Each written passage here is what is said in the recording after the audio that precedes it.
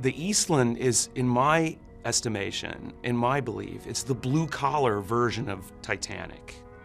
The Eastland was one of 5 ships contracted by Chicago's Western Electric to take its employees' families and friends across Lake Michigan to Indiana for their annual picnic.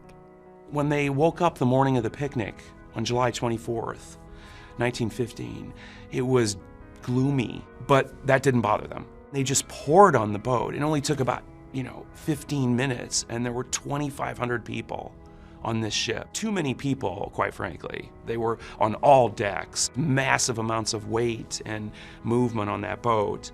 By 7:15, that boat was listing. It was pitching slowly back and forth, but the listing kept getting more intense and deeper. The Eastland never even left the dock. The policeman who was witnessing this said the boat just turned over like an egg in the water, and people were thrown into the river. Many drowned in the filthy Chicago River, others crushed. Survivors found an air pocket or some debris to float on. The police, the fire department were not even motorized, and the medical field was not really prepared for emergencies. 844 people would die, including some entire families. The ship's engineer, tried posthumously, was found negligent for mismanaging ballast tanks.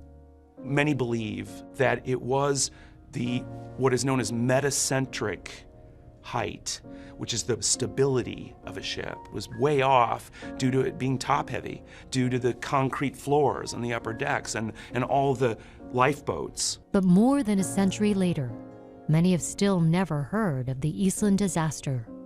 My best guess as to why this was forgotten is a perfect storm. It was silent and over within seconds and happened 6 feet from the shore in front of tens of thousands of people. And that, coupled with the fact that it happened in 1915 to immigrants.